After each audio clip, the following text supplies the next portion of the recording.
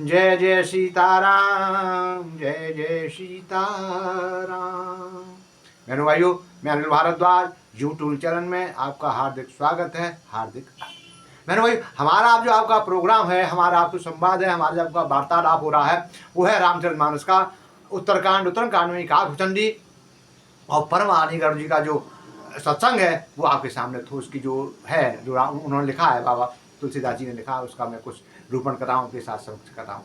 आजकल कुछ थोड़ा सा हम करने लगे हैं, थोड़ी सी वार्तालाप करने लगे हैं, तो उसी का आधार पर एक दो चार शब्द मैं आपकी तरफ से मैं हमारा जो मेरा जो मेन उद्देश्य है, मेरा जो मेरा कारण है, मेन जो हमारा वो है आपके साथ रामचरितमानस का कैसे पढ़ा जाए, कैसे किया जाए और उसके अपने घर में कैसे सुख शांति लाई जाए, थोड़ा सा कर लेते हैं ना। अच्छा, एक बात मैं आपको बता रहा हूँ, ध्यान करना। अब हमारे एज के थोड़े जो शरीर में ठीक है ना, अब उनको देशाटन करना चाहिए। और जो हमारे जो नवयुवक हैं, जो हमारी नई खेल है ना, मैं उससे आग्रह करूंगा, निवेदन करूंगा कि आप जब तीर्थस्थान जाते हैं ना, तो पिकनिक के रूप में मत जाइए, श्रद्धा और भक्ति के साथ जाइए ना। अगर आपको आनंद लेना है, मजे लेना है तो कहीं भी चले जाओ, पैसे से कहीं भी मजे ले लो, वो बात अलग होती है, लेकिन आनंद के लिए आप जाइए। तो हमारे जो तीर्थ हैं, स्थान है हमारे, जहाँ हमारे पूर्वजों के या हमारे पितरों का या हमारे ईश्वरों की जो प्रातः में जो मूर्तियां हैं ना, वहां जाकर आप जाइए। इसलिए मैं कहता हूँ, मतलब पिकनिक के रूप में नहीं, एक श्रद्धा और विश्वास के साथ आप जाएंगे तो उसका कुछ आनंद होगा और आपकी कामनाएं पूर्ण होंगी। मैंने देखा है ना, मैं भी जाता रहता हूँ ना कभी, तो देखा है वहां पर बस वही लड़कपन, वही हल्लड़पन, वही सब कुछ। इसलिए मैं अपने, अब जो हो गया सो हो गया, बीती ताय विचार दे, आगे की सुन ले। मैं एक बात और बात करना चाहता हूं कि अगर मान लीजिए आप जा रहे हैं ना, हमारे जो पूर्व हैं, हमारे मेरी एज के हैं, छोटा सा और कम एज के हैं या मेरे से बड़े हैं, अपने पोतों को पोतियों को संस्कार दो, उनको बैठा लो साथ में। पढ़, अंग्रेजी में कोई बुराई नहीं है, अंग्रेजी पढ़ रहे हैं, उर्दू पढ़ रहे हैं, फारसी पढ़ रहे हैं और कुछ भी पढ़ रहे हैं, आप पंजाबी पढ़ रहे हैं, इनसे कोई लेना देना नहीं है। लेकिन हम क्या हैं, हम क्या थे, हमको बताओ, हम कैसे बर्बाद हुए। हम आपस में जो एक थे सब, यही तो है हमारा। अगर नहीं करेंगे तो हम दिक्कत आएगी, आपको दिक्कत आएगी, हमको दिक्कत आएगी, ये हमको करना पड़ेगा। इसलिए मैं आज कहता हूं, जो हमारी एज के हैं, जो बुजुर्ग हैं घर में, आपके बुजुर्ग हैं, उनके साथ अपने बच्चों को छोड़िए। हाँ, हो सकता है 1-8% बुजुर्ग खराब भी हो, मैं नहीं मानता, ये बात हो सकते हैं, लेकिन ज़्यादातर जो है अपने नातों पोतियों को मतलब अपने बेटों से ही बढ़कर मानते हैं, जो मेरे का अनुभव है, मैंने अपना देखा है। हो सकता है कोई एक आध बात हो जाए कोई, वो बात अलग बात है, लेकिन वो थोड़ा सा ध्यान रख लिए भाई। बच्चे हो जाते हैं बड़े, बताते हैं कि भाई ये हमारा बच्चा है कि हमारे बाबा ने मारा है, नाना ने मारा, नानी ने मारा, बताएंगे तुरंत, लेकिन प्यार भी बहुत करेंगे वो।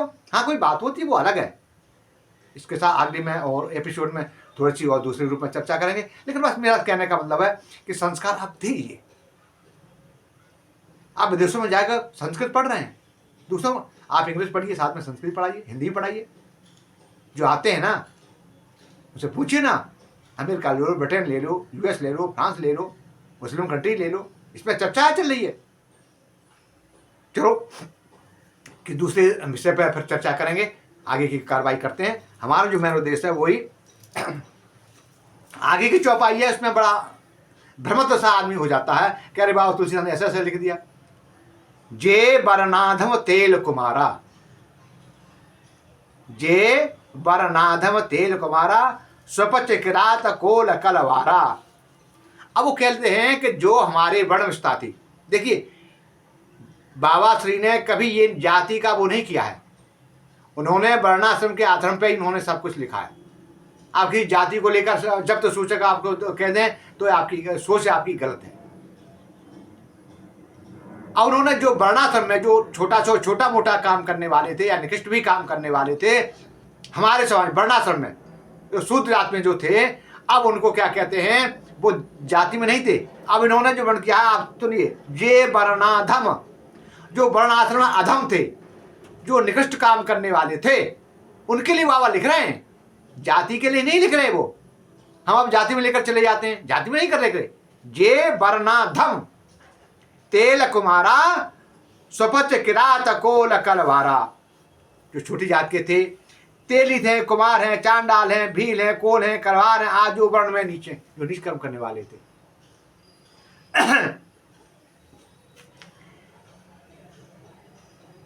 अब वो कहते हैं, पहले इसको पढ़ लीजिए। जे बरनाधम तेल कुम्हारा, स्वपच के रात कुल कलवारा। अब दूसरे पढ़ लीजिए धीरे से। जे बरनाधम तेल कुम्हारा, स्वपच के रात कोल करवारा। जे बरनाधम तेल कुम्हारा, सीताराम जय सीताराम, स्वपच के रात कोल कलवारा, सीताराम जय सीताराम। फिर एक बार फिर पढ़ते हैं आपके सामने। जे बरनाधम तेली कुमारा, सीताराम जय सीताराम, स्वपच के रात कोल कलवारा, सीताराम जय सीताराम।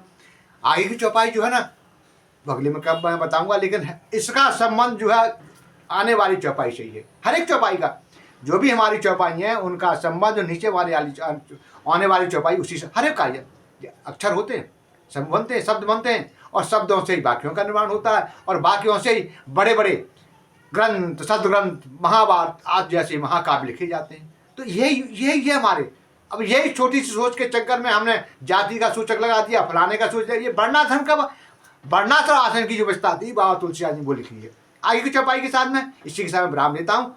जय जय सीताराम, जय जय सीताराम।